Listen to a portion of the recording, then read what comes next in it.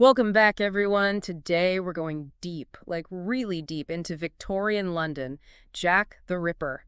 A name that still sends chills down your spine over a century later. We're going to be looking at Jack the Ripper, a chronicle of mystery, murder, and mayhem.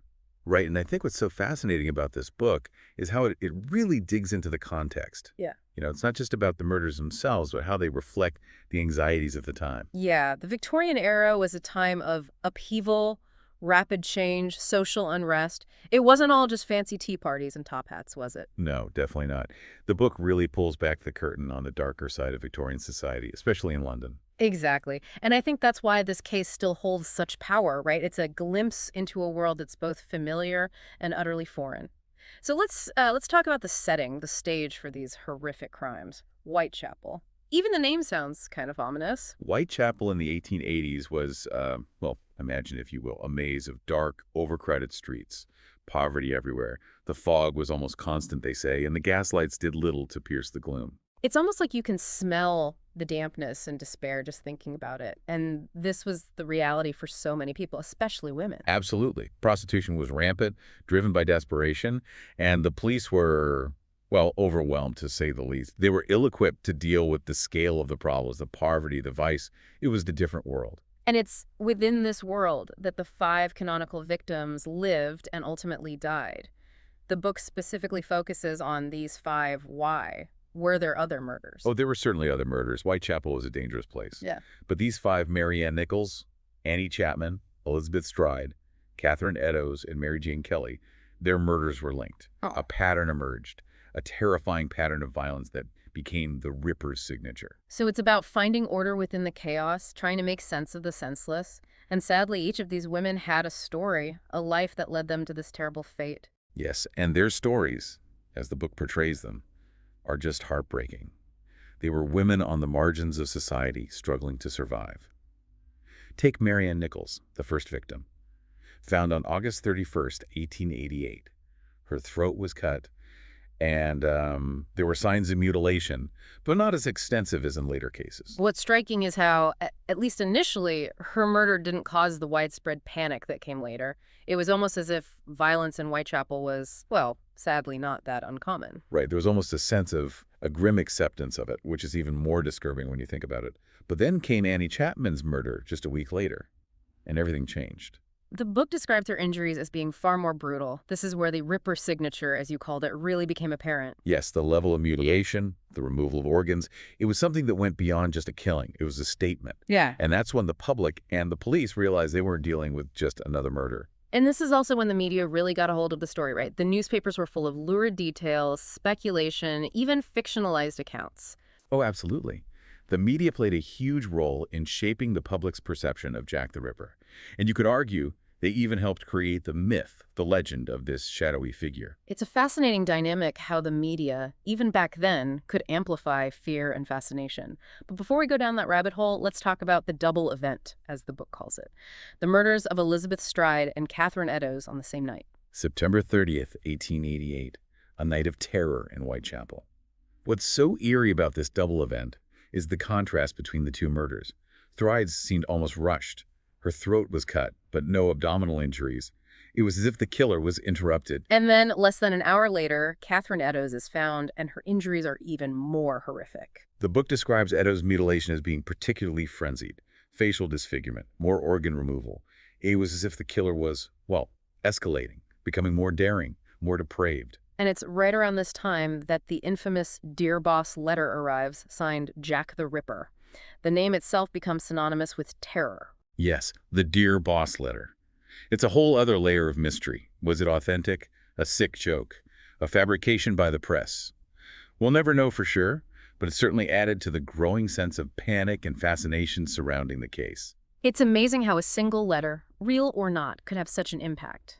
But before we delve into the theories and suspects, we need to talk about the last canonical victim, Mary Jane Kelly. Kelly's murder on November 9th was, without a doubt, the most brutal of them all. The book describes her room as a scene of absolute carnage. Her body was so mutilated it was barely recognizable. It's hard to even fathom the level of depravity involved. What makes Kelly's murder stand out besides the sheer brutality? Well, several things. First, she was murdered indoors in her own room, which suggests a level of, well, intimacy, maybe even a sense of control that wasn't present in the other murders. Yeah. And the extent of the mutilation was far greater. It's almost as if the killer was, well, perfecting his craft, so to speak. It's a chilling thought. And what's also chilling is that after Kelly, the murder stopped. It's like he vanished into thin air. Yes. Just as suddenly as he appeared, Jack the Ripper disappeared, leaving behind a trail of unanswered questions and a city forever scarred by his crimes. And with that, we enter the heart of the mystery. Who was this shadowy figure terrorizing Whitechapel? What drove him to commit these horrific acts? Let's unpack some of the suspects and theories, shall we? They're all in here in this book, and they're all fascinating in their own way. So many suspects, right? It's almost overwhelming when you start digging into all the theories. This book does a great job of laying them all out, doesn't it? Yeah, it really does. And it's no wonder this case still fascinates people. Everyone from, butchers to royalty has been accused over the years. Let's start with one that always gets a lot of attention. Montague Druitt, a barrister who committed suicide not long after Mary Jane Kelly's murder. What's the story there? Well, Druitt fits a certain profile. Yeah. The gentleman killer, hiding in plain sight. And the timing of his suicide, right after the last canonical murder, it's definitely suspicious. Yeah, almost like a confession. But the book also makes it clear that there's no hard evidence linking him to the crimes, right? Exactly. No physical evidence, no witnesses placing him at any of the crime scenes. It's mostly circumstantial, really, which makes you wonder. Okay, so maybe Druitt's a red herring. What about Aaron Kosminski, then? That name keeps popping up, especially with the recent DNA analysis. That seems pretty concrete, right? Kosminski is a fascinating case because it shows how technology can kind of shake things up, even with a historical mystery like this. But the DNA evidence, it's not quite as straightforward as it seems. Oh, really? So there's more to the story than just a DNA match. Way more. The book goes into the problems with the DNA evidence. The shawl it came from, it's not clear where it's been all these years. Could have been contaminated, the DNA could have degraded. There are even questions about the lab analysis. So even with all the science, there's still room for doubt. Oh, absolutely. It just goes to show, even with the best technology, the past is still the past. It's messy. Okay, so DNA isn't always the answer. What about George Chapman, then? The barber, who was later convicted of poisoning his wives, he had some anatomical knowledge, right? Yeah, Chapman's interesting because it raises the question of whether Jack the Ripper was someone who blended in, someone with a seemingly normal life. And as a barber surgeon, he would have been familiar with the human body, but... But whether he had the specific skills to carry out the Ripper murders, that's a different question. Exactly. It's a possibility, but the book doesn't jump to any conclusions. Right, right. And there's another name that comes up a lot, Dr. Francis Tumblety, an American doctor with a bit of a shady reputation, known for not liking women very much. Yeah, Tumbly's another one who fits that profile, right? You're fascinating. Well, misogynistic guy, might have been violent towards women in the past. And he left London pretty suddenly after the murders, which is suspicious. But again, no solid evidence, no smoking gun. Nope, no smoking gun. Lots of smoke, though, with this case. It really is a puzzle, isn't it? All these suspects, all these tantalizing clues, but no clear answers. But beyond the individuals, there are the bigger theories, right? The ones that try to explain the Ripper's motives or identity on a grander scale. Like the royal conspiracy involving Prince Albert Victor. That's got to be the juiciest one. Oh, the royal conspiracy. Always a favorite, right? Secret affairs, illegitimate children, the royal family trying to protect their own. Sounds like something out of a movie. It does, doesn't it? But how much truth is there to it? The book really takes this theory apart.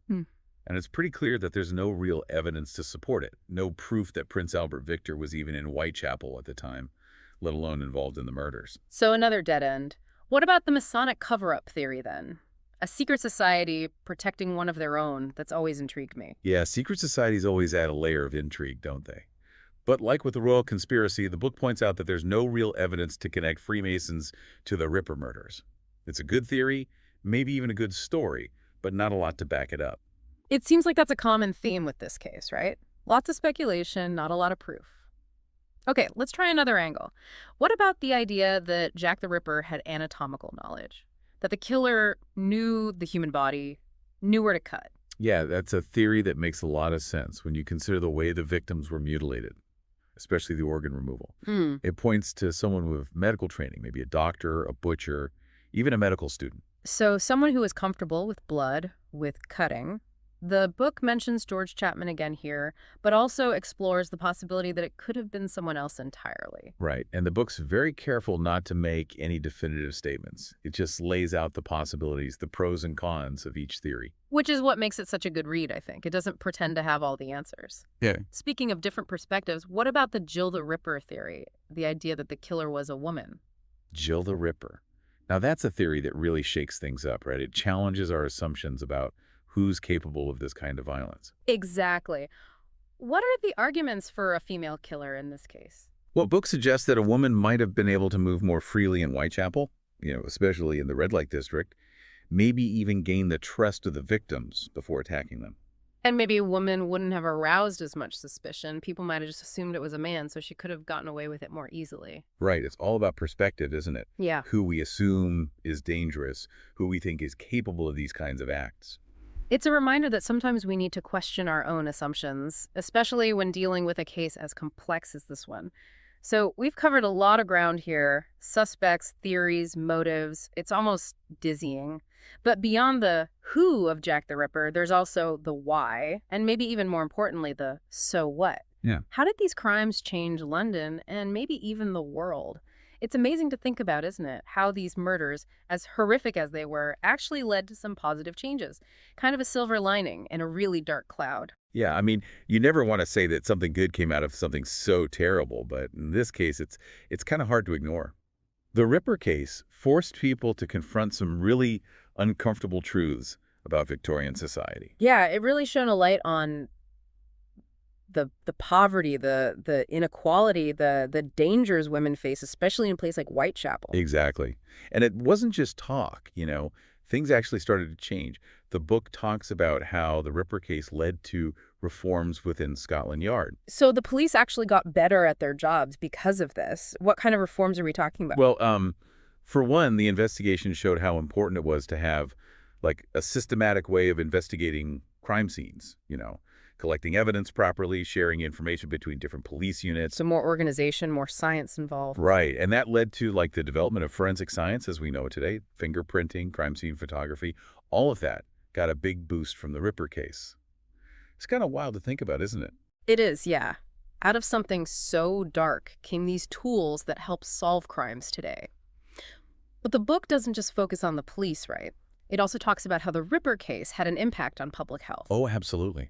Whitechapel, with its slums and lack of sanitation, it was a breeding ground for disease. Mm. And the Ripper murders, they kind of brought all of that to the forefront. So people were scared of the killer, but they were also scared of getting sick. Exactly. And that fear, it led to calls for better housing, better sanitation, more focus on public health, especially in the poorer parts of London. So you could say that, in a way, the Ripper case helped save lives, too. Another silver lining, as you said. The book also touches on something I hadn't really considered before: the impact on the women's rights movement. How did those murders affect that? Well, I mean, the victims, they were more than just names in a police report. They were women who were struggling to survive in a system that, well, didn't really care about them. And their deaths, they became a symbol of the dangers that women faced every day. And that sparked outrage, a desire for change. Yes, exactly. It gave the women's rights movement more momentum. People started demanding better protection for women, better social and economic conditions, more equality. So even though the Ripper case was this horrific event, it also brought about some really important conversations about how to make society better. Yeah, I think that's one of the reasons why this case still resonates with us today. It's not just about the mystery. It's about the social issues, the fight for justice, the idea that things can change, even in the darkest of times. Well said. And even though the murders happened over a century ago, the book argues that they still have something to teach us today. Why do you think that is? I think it's because the Ripper case, at its core, is about our fears. Mm. Our fears of the unknown, of the darkness that can exist within people, within society. And those fears, they're still with us today. Yeah, I think you're right. The world has changed a lot since the 1880s, but we still grapple with issues of violence, inequality, and the search for justice. And the fact that the Ripper case is still unsolved, I think that adds to its power. It's like this open wound in history, reminding us that some questions may never have easy answers. So after all this, the big question remains: who was Jack the Ripper? Will we ever know for sure? The book talks about modern attempts to solve the mystery, but It doesn't really give us a definitive answer. Nope, no definitive answer. Yeah. But the search goes on, right? People are still trying to crack the code using DNA, using all kinds of new technology. So there's still hope that maybe someday we'll finally know the truth. Maybe. Or maybe the mystery is just part of what makes this case so enduring. You know, the not knowing, the wondering. The wondering. Well, I think that's a great place to leave it, actually. The mystery of Jack the Ripper. A story of terror, but also a story of resilience, of a city and a world that learned some hard lessons and ultimately emerged stronger. And a story that continues to fascinate, to challenge us to think about the dark side of human nature, but also the hope for a better future. Well said. If you're as intrigued by this case as we are, I encourage you to, well, to do your own deep dive. Read the book, explore the websites, the documentaries. There's a whole world of information out there. And maybe, just maybe, you'll come up with your own theory about who Jack the Ripper really was. And who knows, maybe you'll be the one to finally solve the mystery. Until next time, keep those minds curious, and remember, the past may be filled with shadows, but there's always a light of discovery waiting to be found. Thank you for listening to this podcast. Make sure to subscribe and like this video for more stories that will keep you awake at night. Don't forget to hit the bell icon so you never miss a tale of terror.